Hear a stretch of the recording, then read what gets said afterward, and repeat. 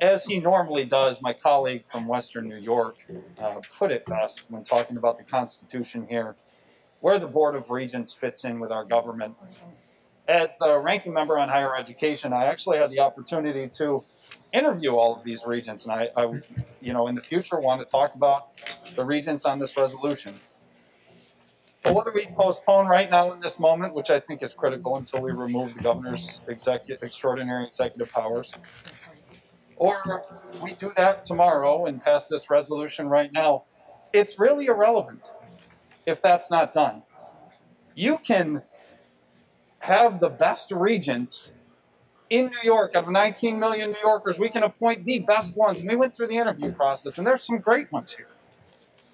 And we should talk about them, and we should take up this resolution. But if we don't take back the extraordinary executive powers, it's irrelevant who the Board of Regents are. The governor's already proven that. If we don't back the regents up with our constitutional purpose to be a check on the executive, if we don't back them up, what's the point?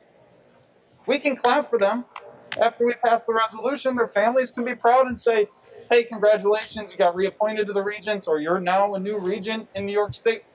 That job doesn't mean anything if we don't back them up as a legislature. We have to restore checks and balances. Our argument, Mr. Speaker, and this is why there's a motion to postpone, is we have to do that first. These regents' jobs will be irrelevant until we do that. So we can do that tomorrow. And maybe, Mr. Speaker, or the leadership could provide us some insight as to when we're going to restore those checks and balances. It certainly would make me feel a lot more comfortable. And these great regents that are put forward in this resolution, I'm sure they would love to hear a timeline for when that job is actually going to mean something. Thank you, Mr. Speaker.